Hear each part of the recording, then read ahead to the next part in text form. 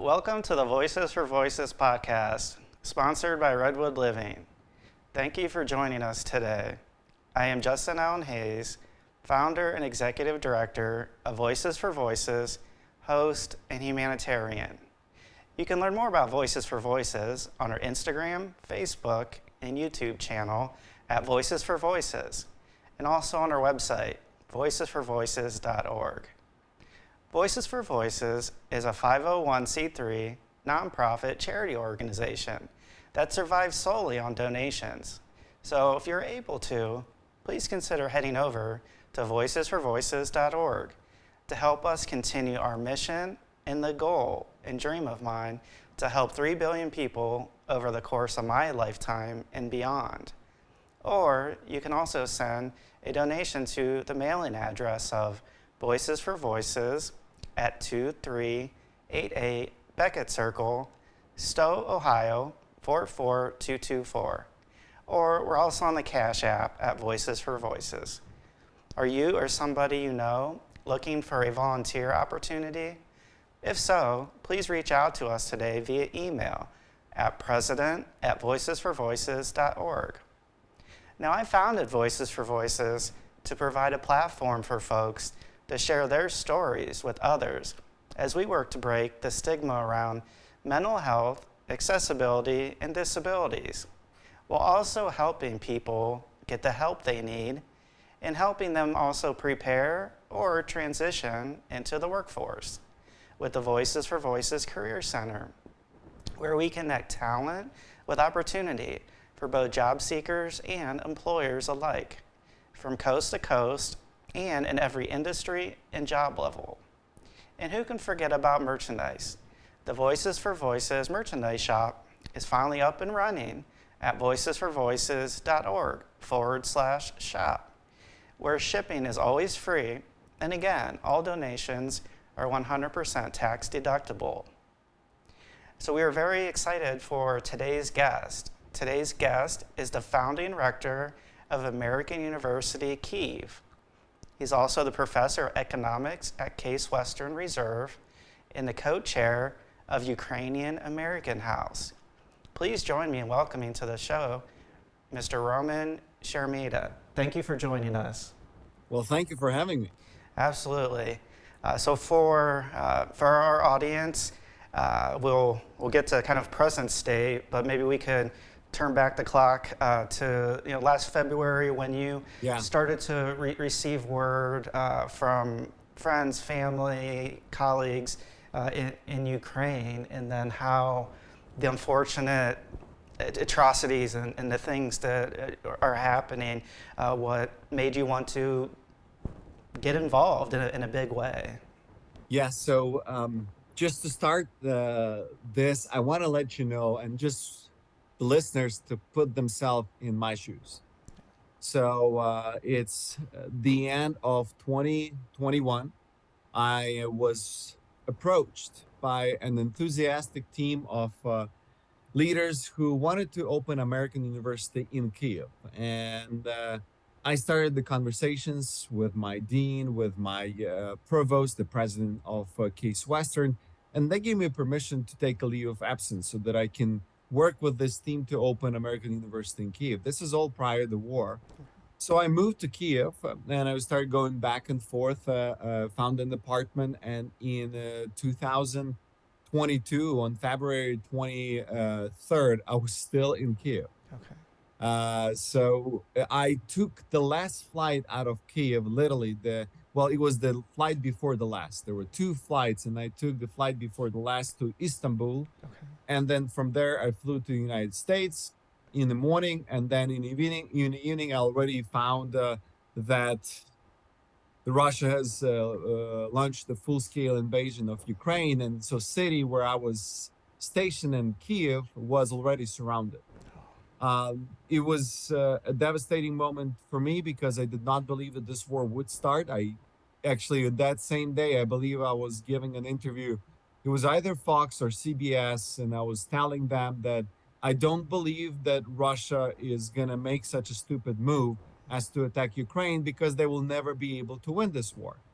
but obviously I was wrong. And so my family and friends and people that I know became in jeopardy of literally being, annihilated because the Russia from the very beginning stated very clearly what their objectives were, and that was just to get rid of the country and replace the country with, for uh, well, to Russify it, right? To make everybody Russians. And this was clearly stated in RIA News, the official Russian channels.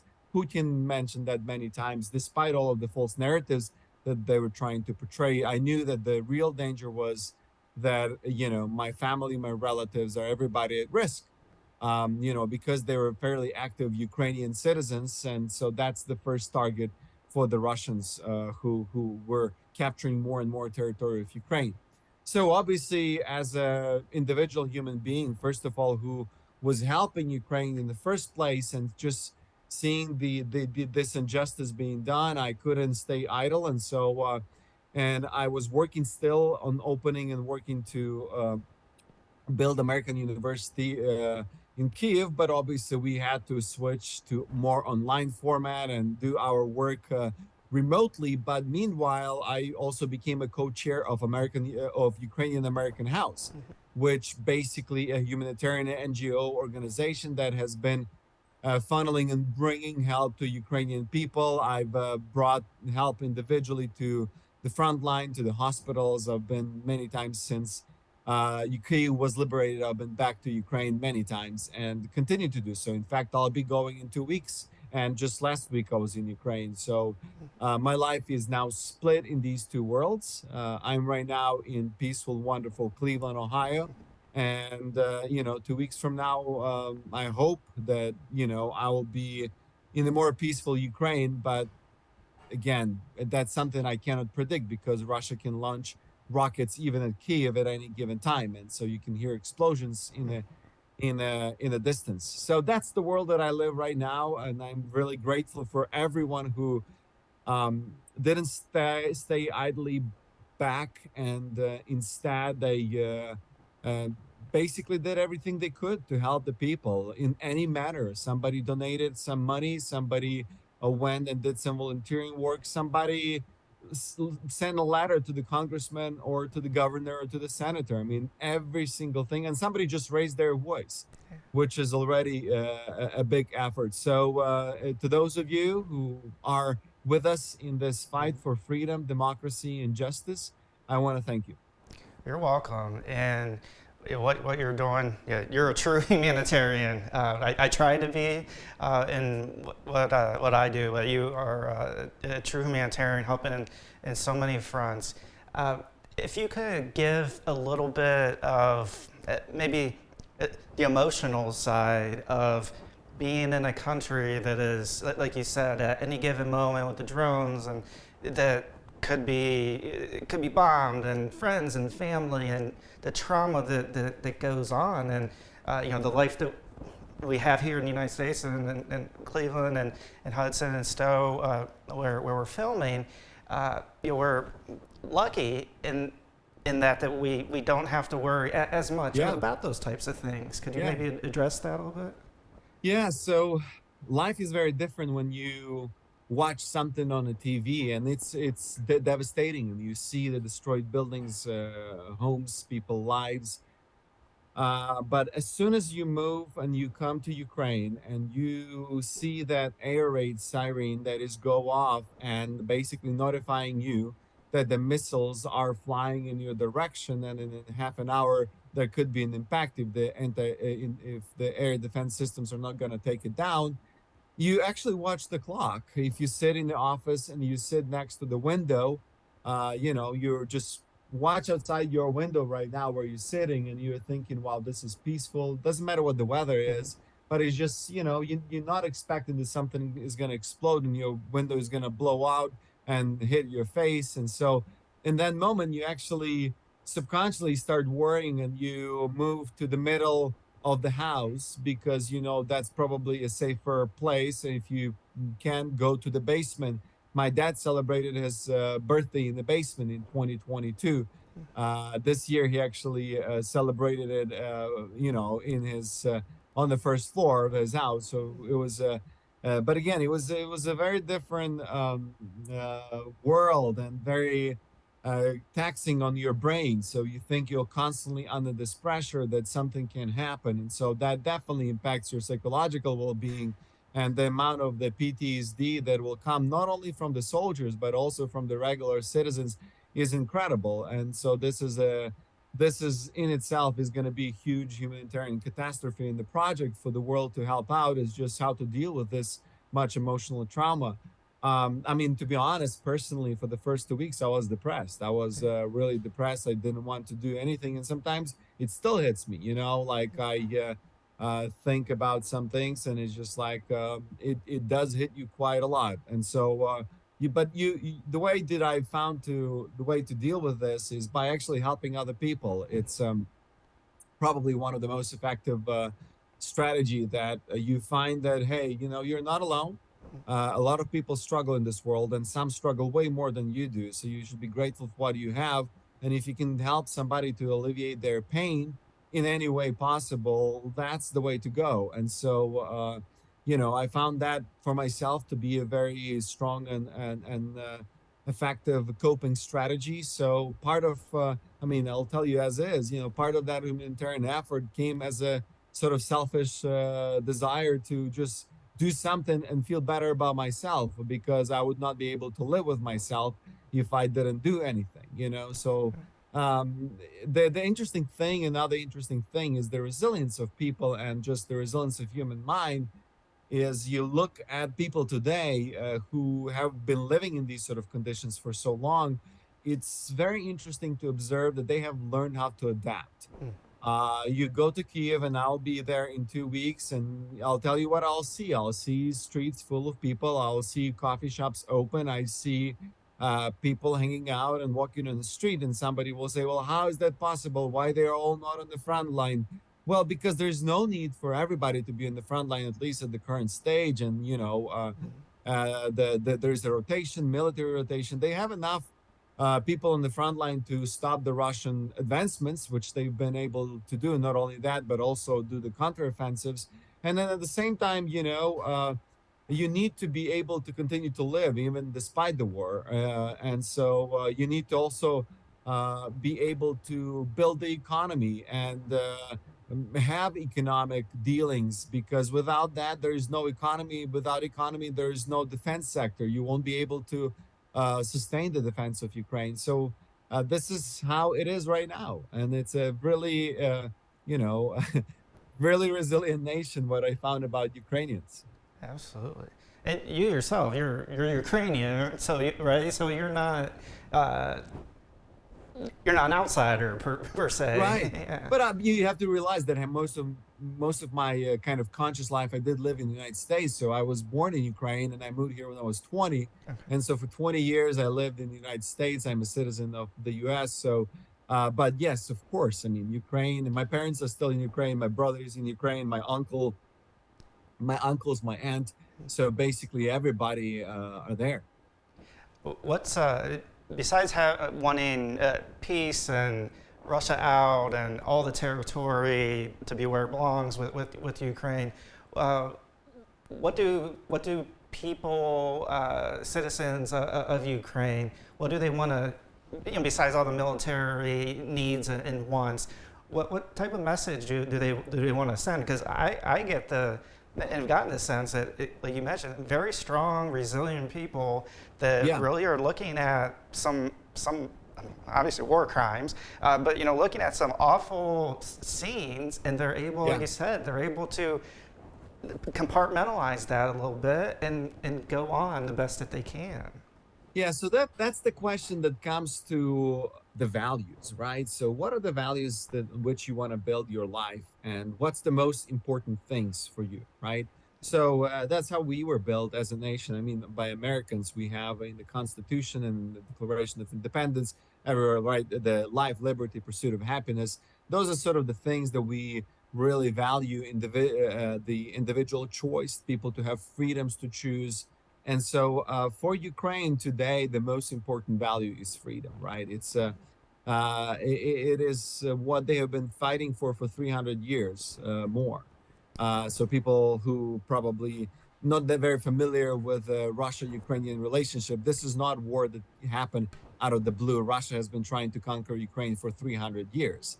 And especially the last 100 years were very brutal, where Russia has systematically committed genocide actions against Ukrainian people. There was this artificial famine called Holodomor, where they literally tried to starve, and they were able to successfully kill 4.5 million Ukrainians.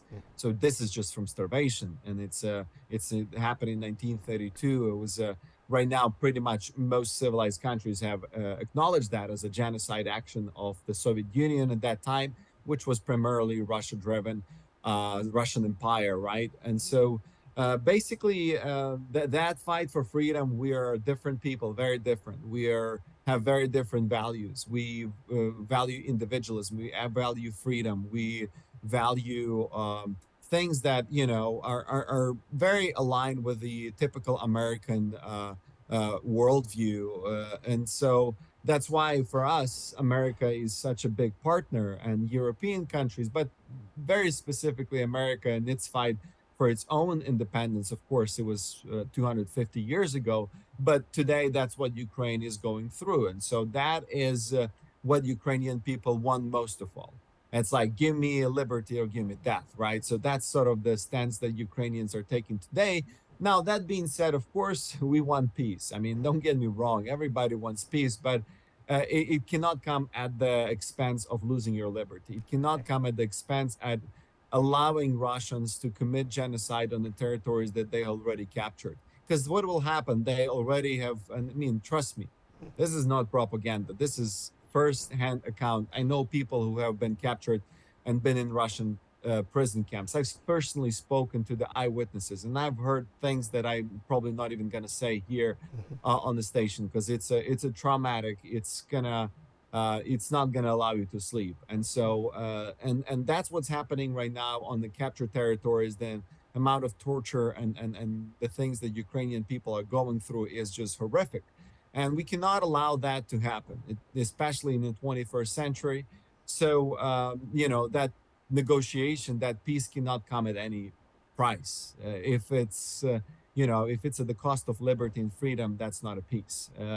And so that's why I'm probably going to stop there, because it is the most important thing Ukrainians are fighting for. And that's one thing that will dictate pretty much the outcome of this war, which, no doubtedly, and I mean, I can guarantee you that Ukraine will win. Russia will not be able to win this war, because it's the people who are fighting for their independence. That's it. Yeah. So the recent report was, President Xi from China reached out and was able to speak to President Zelensky.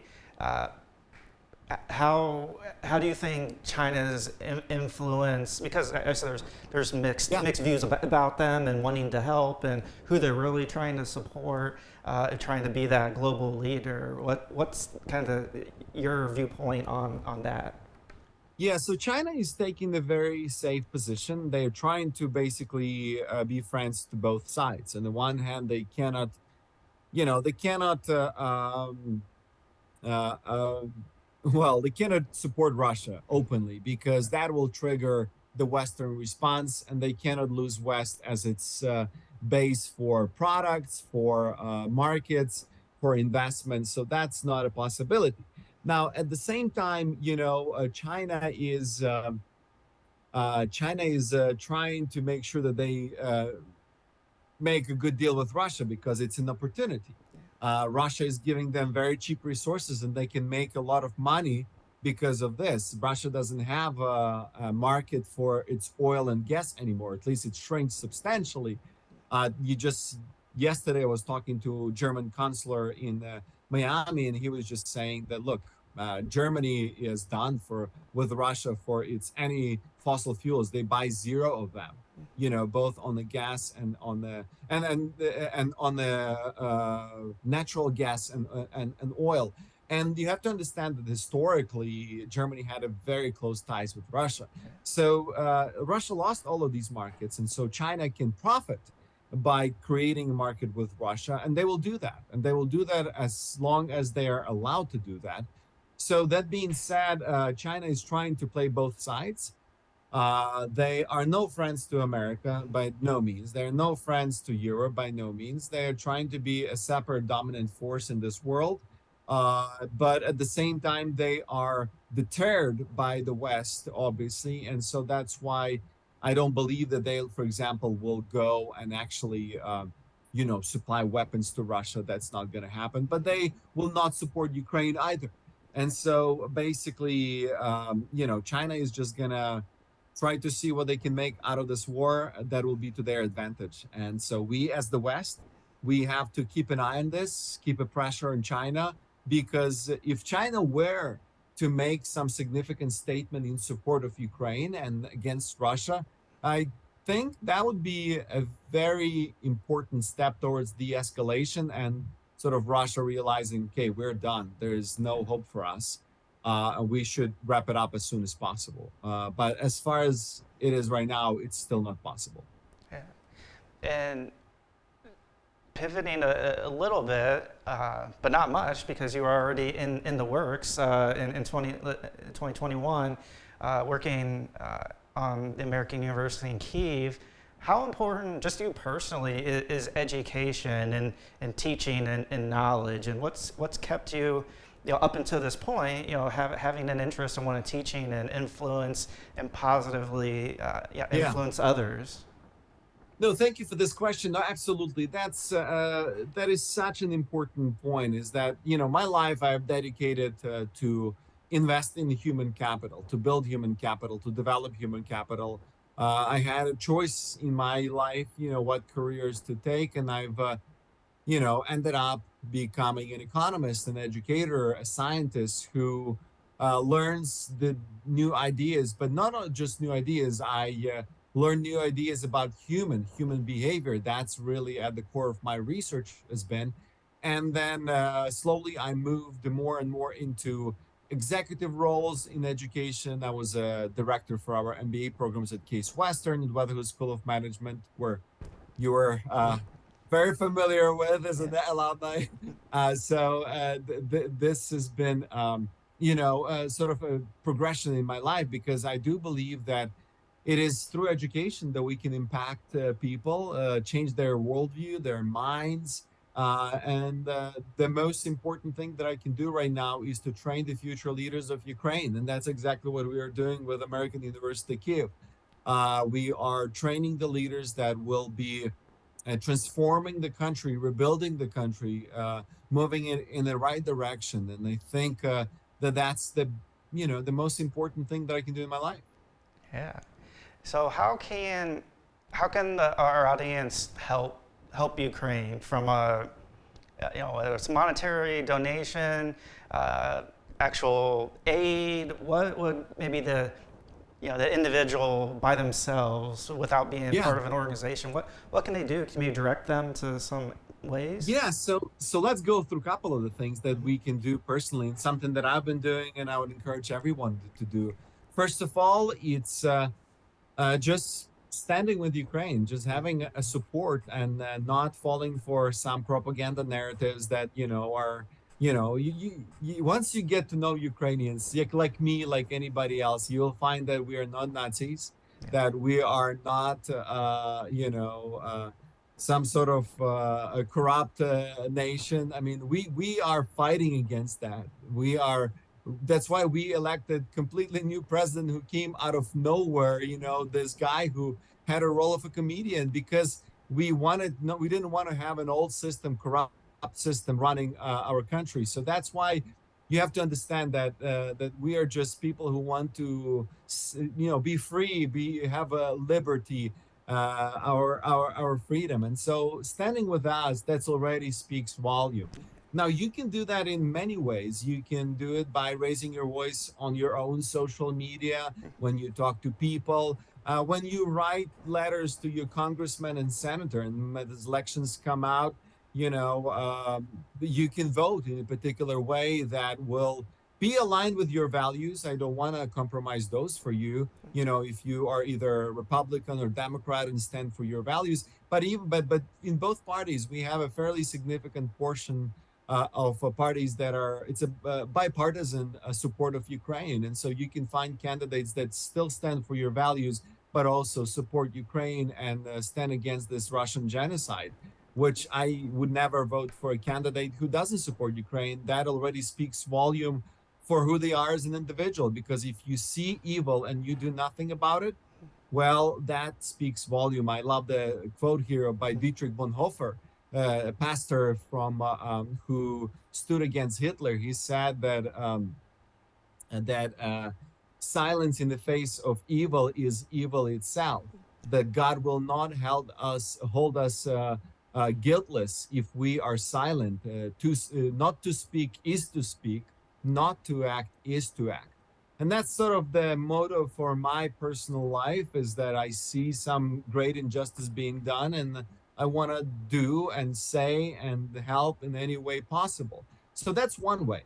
The second way is, of course, we can basically donate to different causes. We can donate through, I am a chair of Ukrainian American House. I'm a founder of American University Kyiv. These are the organizations that literally help people. One is providing humanitarian aid. The other one is building human capital, is building the future generation. And we have partnered with IIE, which is basically the biggest scholarship organization that provides scholarships for the students all over the world. And we just wanted to be very transparent that every single dollar, every single the amount that is donated goes to the student who lost their parents and want to pursue a university degree, but they cannot because they don't have means for that.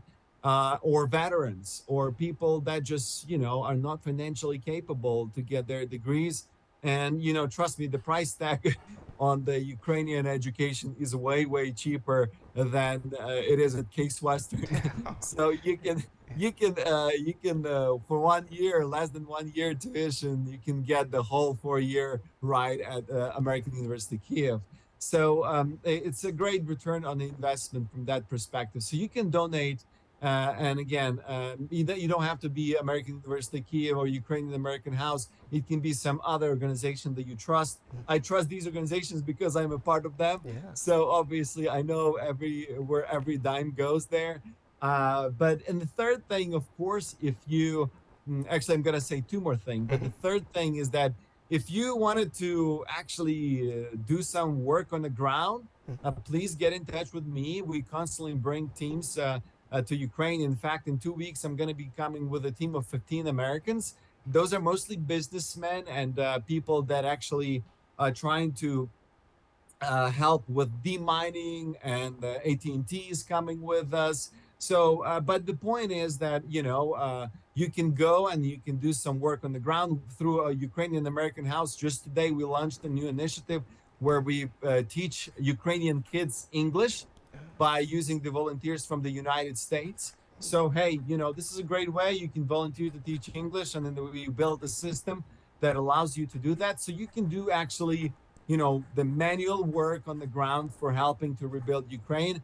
And finally, the fourth one, if you're a business, if you are actually a company and you're thinking about good ways to invest your money, I mean, I would encourage you to consider Ukraine. We creating platforms, and including through Ukrainian American House, where we try to link the American and Ukrainian business together and create synergies. The return on investment is going to be way higher in Ukraine than it is in the United States, because US is just, already very developed economy. In Ukraine, pretty much any contribution will be in terms of expected growth is going to be 5-6% GDP growth over the next 10 years. So it is a much more lucrative investment opportunity. Yes, it comes with the risk, but that's why you can partner and have specific guarantees that come today from different institutions that are vested in Ukraine. And so again, if you are a business, I would just urge you to consider that as an option. So here are the 4 practical ways that anybody can join and choose in which way they can support us. Thank you so much for sharing those ways. As I know there's many, like you said, you're involved on the boots on the ground level, so you know where the money goes and what it's for, and so being able to speak to that, it speaks volumes. Those are all the questions that I had today, so I'll close out the show, and then if you stick around, don't close out of the Zoom, and we'll I want to ask you Absolutely. something offline. So, Yeah, great. yeah. Thank you. Awesome. So thank you, our audience, for joining us for this episode of the Voices for Voices TV show and podcast. And a huge thank you to our special guest, Mr. Roman Sheremeta, for spending some time with us today. So until next time, I am Justin Allen Hayes. Have a great day and be a voice for you or somebody in need.